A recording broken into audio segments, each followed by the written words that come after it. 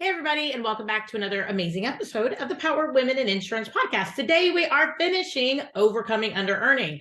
It has been a great book. I've actually been doing this super slow. We've actually done kind of a reboot on these conversations because I've been taking so long.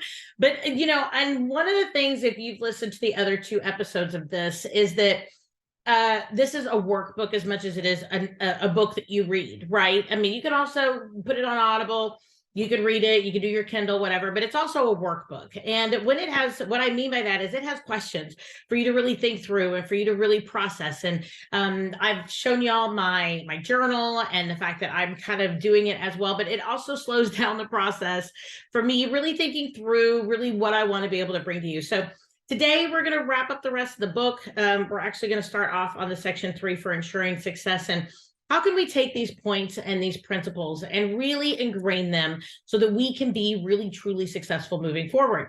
Now, part of the recap is that we have talked about, if this is the only one that you've really heard, but we've talked about the fact that overcoming under-earning does not mean that we don't earn a good living. It doesn't mean we're not successful people. It does not mean that we, for some reason, are underperforming. What it means is that we're not giving ourselves enough credit. Okay, it means that maybe we are not going for the bigger sales. Maybe that we're not taking that extra promotion at work. Maybe we're not striving. Maybe we're not stretching. Maybe we are not managing our own personal lives as well as our money and our finances in a way in which gets us where we want to go in life. We all have goals. We all do. And being able to take those goals and work towards them and work in a way in which we are able to achieve those goals is part of feeling strong and successful.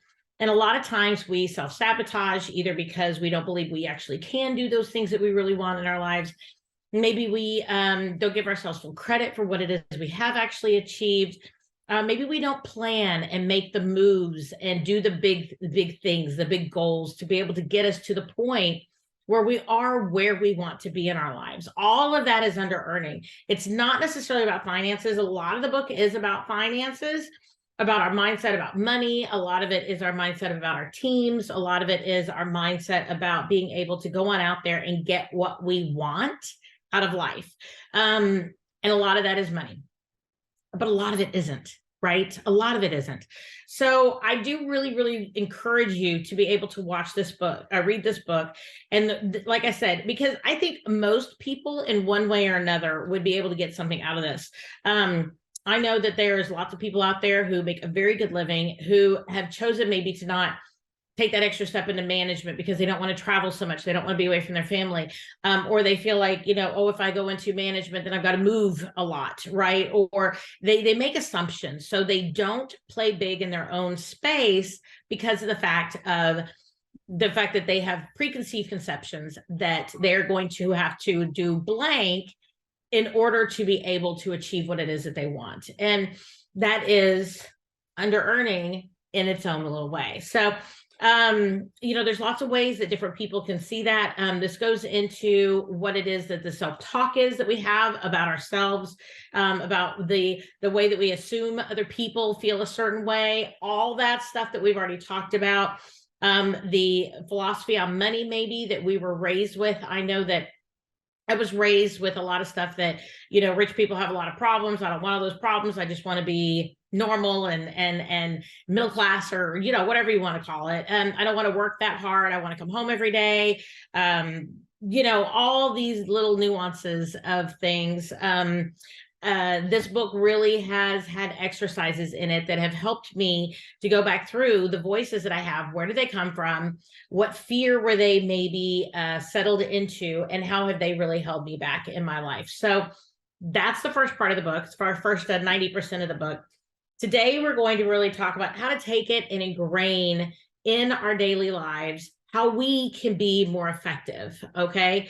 I'm not going to have a really long episode on this one because to me, this is really the implementation stage, which is the most important part of the book. I mean, it's all good to be able to read a book and to be able to do the work, right? But if we don't apply what we learn, what's the point? Kind of, sort of, I mean, I think we all kind of apply things in our own way subconsciously. Maybe we're a little bit more aware of certain things. But really what I want us to do is talk about how to really apply this. So the first one here is to be able to go be a person of action. And that really comes down to the fact of making a game plan for how do we want to grow moving forward. Okay, maybe it's that we want to connect with a financial consultant. Maybe we want to be able to meet with somebody to be able to create a budget. Maybe it's that we want to be able to hire a business coach that will help us to be able to get the skills or the personal conversations about how to be able to be better at whatever it is that we do. Maybe it's that you want to take action to be able to level up, get some more education, certifications in your industry or in your niche of the insurance world so that you could be more effective. Whatever it is. But the call to action means if I want to level up my blank, my sales, if I want to level up my saving, if I want to level up my personal finances, if I want to level up anything, it's really going to come down to the fact of what activities do I need to do to be able to do that. Okay. So it starts off with action and becoming our one. And that's the subtitle of this chapter. And I love that because if we don't move forward, and that means an action, moving is an action, it is an intentional motion. And if we move forward, we're going to make progress. We're going to see those things. And part of it's awareness. We've talked about so many things about awareness in the book and with the workshop pieces of the book, but we have to make sure that we almost create an overly awareness environment for it. So maybe that might be putting Post-it notes on a computer about your goals, or maybe that is to be able to create a roadmap for yourself for where you want to go in the next 2 years, 5 years, and then break it down. What about 1 year? What about 6 months? What about per quarter? Work it backwards, right? And getting yourself where you want to go and having a game plan to get there is the key. It truly is. I know there's a phrase out there that says, a plan without action is nothing. It's just literally nothing. So I think to be able to dream, to be able to have goals, but to not do anything about them and not have a way that you want to be able to achieve them is, I don't really see how those goals could really even come about. Right. Whether or not it's that, I want to branch out into property, investing, right. Being more of an investor in properties and being able to get into that. Maybe I want to be able to go invest and buy other agencies. Maybe I want to be able to branch out into commercial insurance, or maybe I want to be able to branch out and do Medicare insurance, or maybe I want to be able to go into a corporation, right. Maybe you want to be able to go into working for a carrier or something like that. Having a plan of action will help you to be able to get where you want to be able to go. And that is so vitally important to be able to get you through that process, right? I love this right here. It says, it doesn't happen overnight. It's not a fast process. So take that into consideration. And we will be able to move on from there. But what it is you have to start with by being honest with yourself, honest with whatever it is that you want to be able to address, whatever you want to be able to grow. If you want to be able to make more money, look at your money. Look at where you spend your money. Look at where you are investing your money. Look at where you're putting your money away. Look at what your goals are long term. You have to tell the truth about what's going on, what is, and what you want. You have to be honest about what you want. I can sit back and say, I want to be able to have an agency that makes $86 billion a year, right? And the reality is that's not a good conversation. So we have to make sure we're telling the truth. Then make a firm decision about what you want. You might go, well, I might be interested in, but unless we come up and we say, no, bam, this is my goal. Doesn't mean it can't grow in the future or it can't adjust, right? But we need to decide on what we want. It can't be ambiguous, because if it's ambiguous, then our goals are ambiguous. Then our path is ambiguous. So, and again, it can always change. It's yours. It's whatever you want it to be. But just make sure you take that into consideration. Make a firm decision about what you want. Point number 3 on how to be able to move forward, look for opportunities to stretch by doing what you think you can't do. I love the fact that a lot of people embrace their fears. They do things that scare them. Maybe that's skydiving. Maybe it's being in a play. Maybe it's public speaking, all those things. A lot of people I know go to Toastmasters because they have a true fear of public speaking. But maybe they're in sales, or maybe they want to be able to do things like a podcast, or they want to do maybe some public speaking, but they have a horrible fear of it. Do the things that scare you. Practice them. Get out there. Danielle Smeek has a great podcast episode with David Crothers over at the Power Producers podcast. And she talks about the confidence code. It's a great book. And the book actually says is that confidence is a muscle. We have to build it. So do things that stretch you, and then do other things that stretch you, and then do more things that stretch you. This is not a one and done type situation. So look for opportunities to stretch. I think that's awesome. Surround yourself with a supportive community. There will always be naysayers. There will always be negative people. But you know what? In order for you to accomplish your goals, you have to surround yourself with the people that encourage you, the people that are on that same path. People say that you are the conglomeration of the top 5 people that you hang out with, that those people define how successful we can be. And if we're constantly surrounding ourselves with people who say, oh, no, that's not possible, or, oh, that'd be so much work, or, oh, that doesn't sound like fun at all, we're not going to stretch. Okay. We need people who say, ooh, that's really interesting. That sounds really cool. Why do you want that? What would it take to get there? How can I help you? Right? Those are the types of people we want to surround ourselves with. And it doesn't mean the other people aren't in our lives. It just means sometimes maybe they're not as prevalent in our lives. Okay. Or maybe we just don't need to share everything with everybody. I had a good friend of mine years and years and years and years and years ago, raised my children with this person, ish. It wasn't a spouse, but like a best friend type thing. And I look back at some of our conversations now, and so much of it was, I mean, it was you deserve more, but it was also very negative towards the situation that I was in. It was very much like other people were supposed to take care of me. Where were the other people?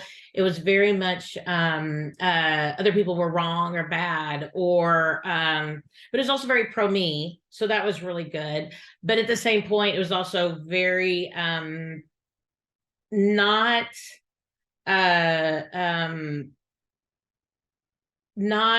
do I put it? It didn't build me up in the direction I was going. It was that everybody else was holding me back, and yay me for being where I am, but these people really suck. So you're so lucky to be where you are. No, I'm not lucky to be where I am, because I made it where I am. I've done the things I've done. I've built this life. I've built this business. I've built this conversation that I'm in. So I still have room to grow. And the room to grow piece was what I think was really missing. And then also just the installation and the embedment of negative feelings about the people around me that I didn't need to make a part of my inner circle, but yet at the same point, at that point, were part of my inner circle. And I did need to move on from them. But the conversation with this friend was much more negative than it was empowering to get out of those relationships. So just life put us in different directions. And then I have also made certain decisions to not be around certain people, including a couple family members that are just negative. They just drag me down. I just can't do it. I just can't be emotionally in that space. So we have to make that decision, right? So surround yourself by a supportive community, and then respect and appreciate money by taking good care of it. This is a lot about money, like I mentioned, but take whatever it is that you want and make sure that you treat it with the respect that it deserves and the journey, and you respect the journey, because if you can do that, the rest of it falls into place eventually. It's a process. It's a process. And I love the fact that the book says we have to work at this every single day. We have to create, and the next point is create habits. And they actually have an exercise in here. My book, it's on page 173. But it is specifically about creating, actually, no, it's on page 178. It's about creating intentional habits that get us where we want to go. So what you do is you start small, right? And maybe you create 5 habits that start you in the direction where you want to go. And then what you do is in the next 2 weeks, then you add 5 more habits, right? Once those become a little bit more ingrained, it does take typically, some people say it takes 30 days, some people say it takes like 90, but take the time to build the habits and then do them. Put them on Post-it notes, remind yourself to do them. Have a checklist before you go to bed at night of the things that you have been able to accomplish. Maybe if these are work-driven activities, make a checklist that you go ahead and you check off before you leave the office. Okay. And that you look at, say, 3, 4 o'clock in the afternoon. So you have time to finish them and still be home to honor your family time. Create a space where you have room to grow. I'm going to say that again. Create the space in your life where you have room to grow. I love having conversations with people.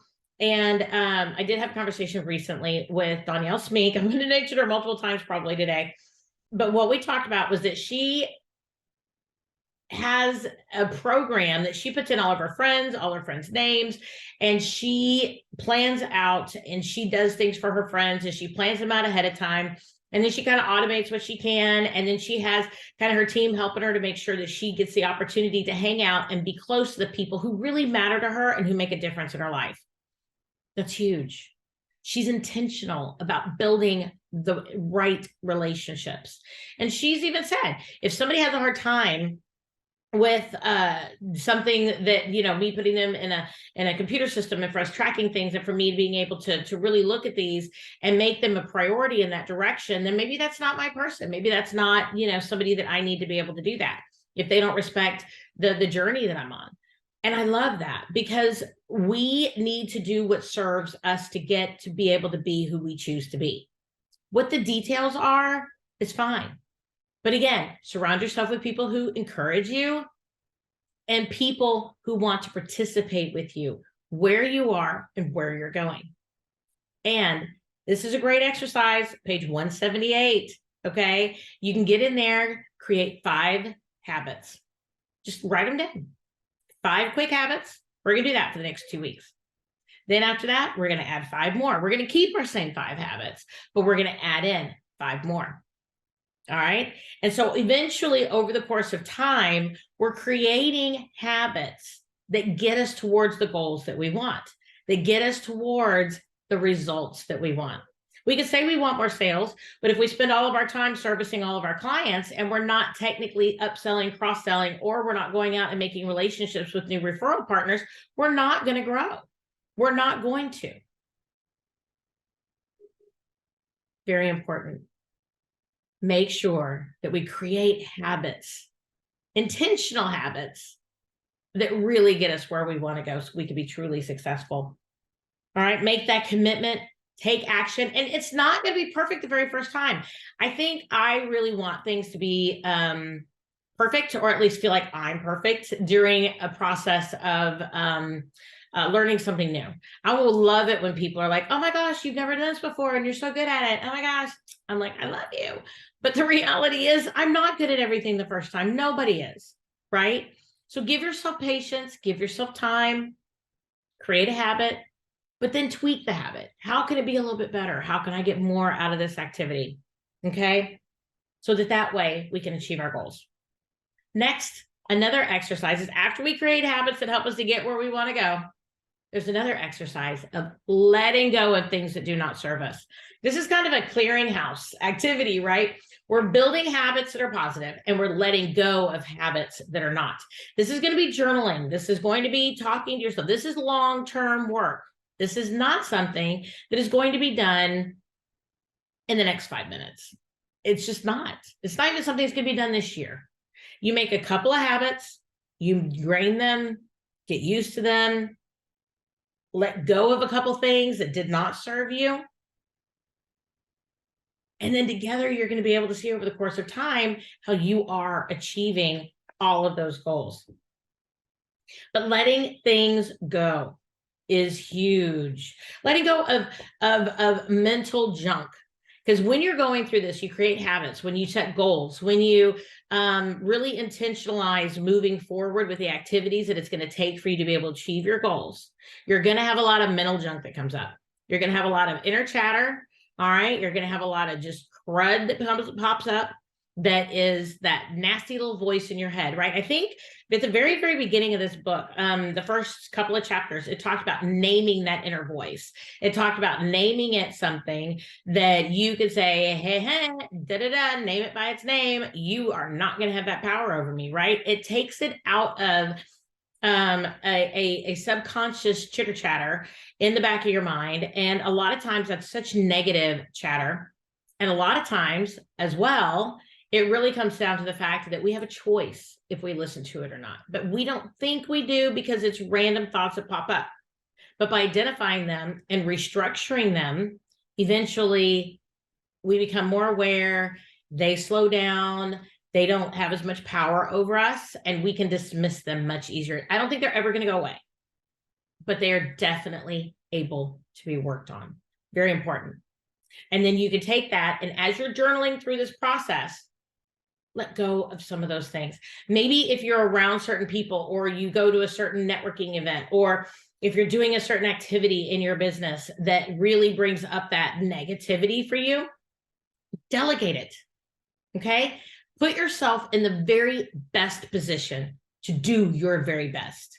Make the choice to be effective. Make the choice to take action. Make the choice to build new habits, and make the choice to be better than what you were yesterday. And I love that. All right. Then they also kind of wrap up a lot of this with Tammy's story. Tammy, of course, she's not in the insurance industry, but she really felt stuck. She really felt her and her husband ran a landscaping business. She ended up saying, hey, we're going to make some choices. She ended up increasing the prices of their services. She said, we have to believe that we're worth it. She got a lot of pushback from her husband, but she said, trust me, give me 90 to 120 days. If we have problems, we'll back out. They didn't. All these things did really well. The clients that really valued their time and their work really stuck around. They were able to increase their income. They were able to buy a better house. They were able to do the things that they wanted to do, take a vacation. But what they did was then they were able to look at their goals together as a couple, because she led her husband into the space where he needed to be really honest about what he was doing, how he was doing it. He was picking up extra jobs on, the off seasons when landscape wasn't as much of a moneymaker for them. He didn't have to do that anymore. And with really seeing this and giving him space to be able to say, hey, we're going to make this new habit. We're going to make this new habit. And then letting it sit for a little while. He was able to build that confidence muscle in their process for them to be able to have the business and the life that they wanted. And I love the fact that this really talks about the fact that she took action, and she said, we're going to do this. She made an agreement with her spouse and said, hey, we're going to do this. And we're going to start off small. And she didn't have to cast the whole vision. I think sometimes casting the entirety of a vision is scary for other people. We can just say, hey, we're making a few changes. We're making a few updates. We're making a few improvements. So what we're going to do is we are going to make this one and this one. And just stick with that for a while. Just stick with that for a while. And then make the next one, right? It's all good. We have time. The Rome was not built in a day, right? So by being able to look at it truthfully, taking action, being able to create those habits, letting go of the things that don't serve us, it's able for us to see and feel the truth moving forward so we can be in a better place.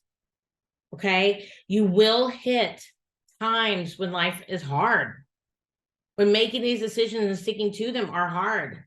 If you have a desire to go into property investments, right, you may have to be able to save money and be able to put some things away and aside in your life for a little bit until you can make those investments work. It might be that you want to be able to level up your business. It might mean that you need to be able to hire people, right? Maybe you need to let people go in your business who are not building the business in the direction forward that you feel like that's what really where you need to be able to be.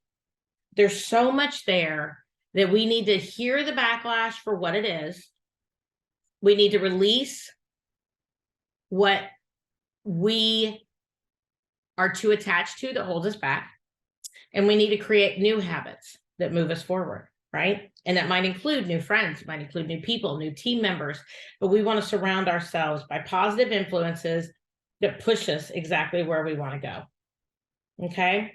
I love the book. It really gives us so many examples, even at the end when she puts it all together, of people who went on out and they took one step, and that one step illuminated the next step that they wanted, which then illuminated the next step that they wanted, which then illuminated the next step that they wanted. And in the process, what they were able to do is be able to get further along in their journey of really accomplishing their goals. But you know, there's a scripture verse that says, yea, though I walk through the valley of the shadow of death, I will fear no evil, blah, blah, blah. But it does talk about you're a light unto my path, a lamp unto my path, right? And different versions of scripture says different things. But I heard a pastor one time talking about how the lantern that you hold, okay, I think back in the day, the lantern that you hold would only do a circumference around you of a certain amount of space. You took a step forward and then the next step illuminated. And so I think we need to be able to, instead of having these big goals where we have these big mind maps where we know everything that we want to, and we know exactly where we want to go and exactly what we want to do by whatever date. Sometimes it's just taking something and saying, in the next 3 months, I want to be here. 6 months, I want to be here. And what do I need to do? I need to create these habits. I need to let go of these things in order to be where I want to be in the next 3 months, in the next 6 months, in the next year. Take one step at a time. Illuminate your path as you go, one step at a time.